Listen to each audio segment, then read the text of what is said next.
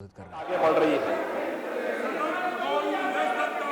महोदय, मैं अनेक विधायी कार्य जो राज्य की जनता के हित में थे उनको पारित करने के लिए आपका और पूरे सदन का आभार व्यक्त करता हूं, जिन्होंने ये विधायी कार्य अभी यहां पर पारित किए हैं। आज गणेश चतुर्थी भी है। पूरे देश के अंदर गणपति बप्पा की पूजा और अनुष्ठान का कार्य प्रारंभ हुआ है। गणपति हमारे यहाँ अग्र देवता के रूप में पूजे जाते हैं। स्वाभाविक रूप से भारत की परंपरा में गणपति पूजन उसी परंपरा का प्रतिनिधित्व कर रहा है। मैं इस अवसर पर गणेश चतुर्थी की बधाई पूरे सदन के मान्य सदस्यों को और पूरे प्रदेशवासियों को देता हूं। महोदय, सदन हमारा ऐसे समय में चल रहा है जब इस पूरी दुनिया कोविड-19 की वैश्विक महामारी से तो जूझ ही रहा है, लेकिन साथ ही साथ यह सदन उन परिस्थितियों में हो रहा है जब देश के अंदर एक ऐतिहासिक निर्णय को लेकर के पूरी दुनिया के अंदर एक नया उमंग है, एक नया उत्साह है। 492 वर्षों के बाद अयोध्या में मर्यादा पुरुषोत्तम भगवान श्री राम के भव्य मंदिर निर्माण की कार्रवाई देश के यशस्वी प्रधानमंत्री आदरणीय नरेंद्र मोदी जी के कर कमलों से शुभारंभ होना उत्तर प्रदेश वासियों के लिए गौरव का विषय है।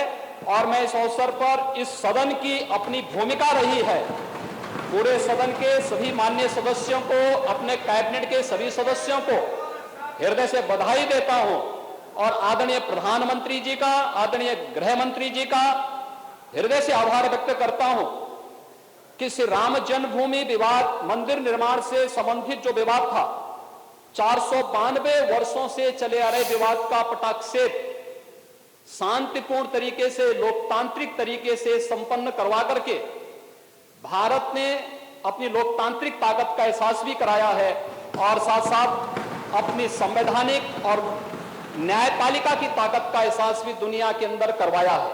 हम सब के लिए गौरव का विषय है और इस अवसर पर मैं यही कहना चाहता हूं कि सचमुच हम सब सौभाग्यशाली हैं कि 492 वर्षों में अनेक पीढ़ियां गई, संघर्ष चलता रहा, 76 से अधिक बड़े बड़े युद्ध हुए,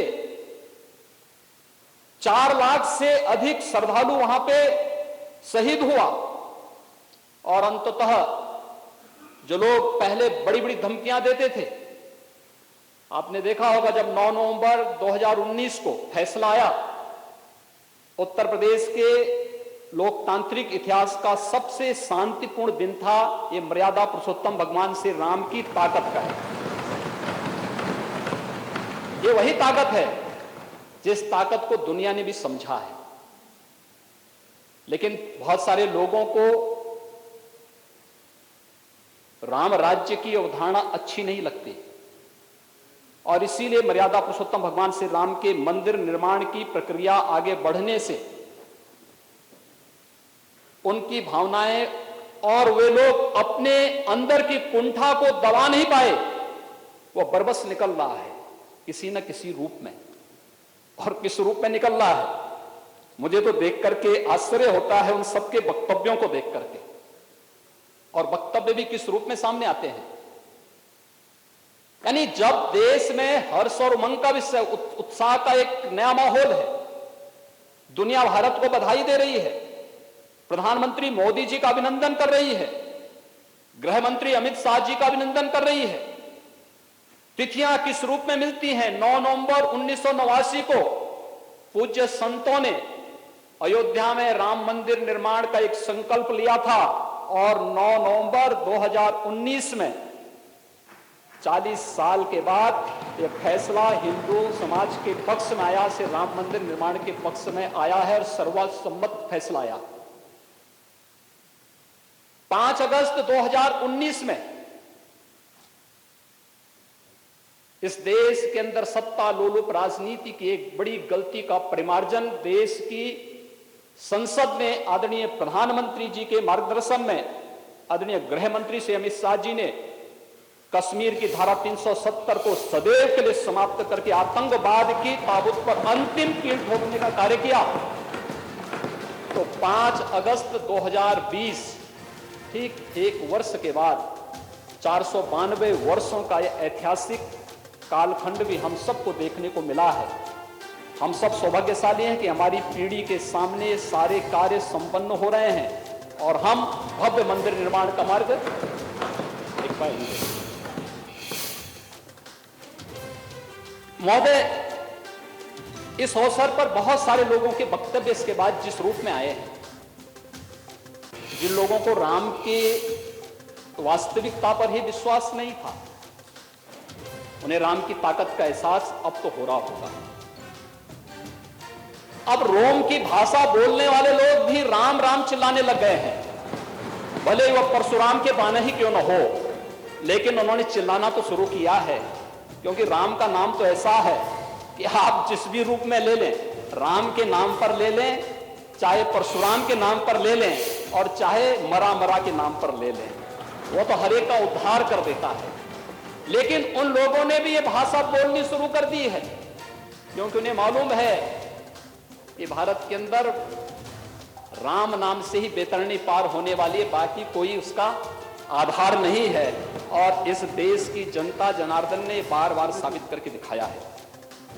महोदय, ये वही लोग थे जिन्होंने राम सेतु का भी विरोध किया था, जिन्होंने सांप्रदायिकता कानून के नाम पर देश की भावनाओं के साथ खिलवाड़ करने का प्रयास किया था, इस समाज को बांटने का प्रयास किया था। आज फिर वे अपनी इस विभाजनकारी मंशा के रूप में फिर से आगे आ गए हैं और फिर से इस प्रकार की कुत्सित राजनीति करने के लिए फिर समाज को विभाजित करने की ओर अग्रसर कर रहे हैं। ये वही लोग हैं जिन लोगों ने राम भक्तों पर गोलियां चलाई थी। ये वही लोग हैं जो लोग आज जातिवाद का नारा कर रहे हैं, लगा रहे हैं, जातीयता का झंडा लेकर के चल रहे हैं। ये वही लोग हैं जब सत्ता में आते हैं तो कन्नौज के एक नीरज मिश्रा नाम के भारतीय जनता पार्टी के कार्यकर्ता का सिर काट करके ब्रीफकेस में भर करके अपने आप मंगाते हैं और उस शर्मनाक घटना के बाद भी जनता से माफी नहीं मांगते। ये वही लोग हैं जो तिलक और तिराजू की बात करके समाज को बार बार गाली देते थे और आज फिर नए रूप में बने हुए उत्साह और उमंग के माहौल में किस प्रकार से जहर घोलने का कार्य कर रहे हैं, समाज देख रहा है। लेकिन राम का काज है, ये चलता रहेगा और राम के इस काज के लिए मैं पूरे सदन को बधाई देता हूं, पूरे सदन के सभी माननीय सदस्यों को हृदय से बधाई देता हूं। और मैं इस बारे में सबसे कहना चाहता हूं, उत्तर प्रदेश के लिए एक अवसर है। ये सच है, हम सब वैश्विक महामारी से लड़ रहे हैं, हम लोग लड़ेंगे। और अभूतपूर्व कार्य किया है सभी माननीय सदस्यों ने, अभूतपूर्व कार्य किया है। आज उत्तर प्रदेश के अंदर मैं आंकड़ों पे जब आऊंगा तो वे आंकड़े किस रूप में सामने आते हैं, बताते हैं कि एक एक व्यक्ति ने, एक एक जनप्रतिनिधि ने सेवा की जो अप्रतिम मिसाल प्रस्तुत की है, उसका परिणाम है कि देश के अंदर सबसे बड़ी आबादी का राज्य अपने यहां कोरोना को नियंत्रित, काफी हद तक नियंत्रित करने में सफल रहा है। और उस कार्यक्रम को आगे बढ़ाने की दिशा भी हमारे सामने अयोध्या में श्री राम मंदिर निर्माण की कार्रवाई, यह एक अभूतपूर्व घटना है। और इस अभूतपूर्व घटना को आने वाले समय के लिए और भी स्मरणीय बनाने के लिए हम सब उस दिशा में एक नए प्रयास के साथ अयोध्यापुरी के विकास की एक नई रूपरेखा तैयार कर रहे हैं। लेकिन अभी तो हमें अयोध्या में 5 अगस्त को राम जन्मभूमि मंदिर निर्माण के लिए जिस कार्य का शुभारंभ आदरणीय प्रधानमंत्री जी ने किया है, उस कार्य के प्रसाद को देश के अंदर हर प्रदेश तक, हर जनप्रतिनिधि तक पहुंचाने के अभिनव कार्य को हमें अपने हाथों में लेना है और मुझे लगता है ये प्रसाद देश के अंदर और दुनिया के अंदर पहुंचना ही चाहिए। और ये उत्तर प्रदेश में सरकार इस दायित्व को निभाएगी कि प्रसाद सब तक पहुंचेगा। मैं जानता हूं हमारे बहुत सारे जनप्रतिनिधियों को, माननीय विधायकों को प्रसाद यहां मिला है। हमारे अयोध्या के माननीय विधायक जी लेकर के आए हैं। जो बचे होंगे सरकार भी उन तक पहुंचाने का कार्य करेगी और फिर वे हमारे ब्रांड एम्बेसडर बनकर के, जैसे प्रयागराज कुंभ के समय मंत्री परिषद के सभी माननीय मंत्रियों ने जाकर के देश के अलग अलग राज्यों में जाकर के ब्रांड एम्बेसडर के रूप में प्रयागराज कुंभ को एक यूनिक इवेंट के रूप में प्रस्तुत किया, उसी रूप में हम लोग अयोध्या की इस घटना को भी देश और दुनिया के सामने प्रस्तुत करेंगे तो उत्तर प्रदेश में ढेर सारी संभावनाएं आगे बढ़ेंगी और उस रूप में हम लोग इस कार्यक्रम को आगे बढ़ाने का कार्य करेंगे। यह एक कार्य इस अवसर पर हम लोग करना चाहते हैं। महोदय, राम और परशुराम में तात्विक रूप से कोई भेद नहीं, दोनों भगवान विष्णु के ही अवतार हैं। इस थोड़ा बुद्धि का भेद है। जहां पर बुद्धि का स्तर संकीर्ण और छोटा होता है वे लोग भ्रम में पड़ते हैं, लेकिन तात्विक रूप से शास्त्र ने कोई भेद नहीं माना है, कोई भेद नहीं माना है। और फिर हम सब के यहाँ लोक भाषा में संत तुलसीदास जी ने तो बहुत अच्छे ढंग से इसकी विवेचना की है, बहुत अच्छे ढंग से इसको प्रस्तुत कर दिया है।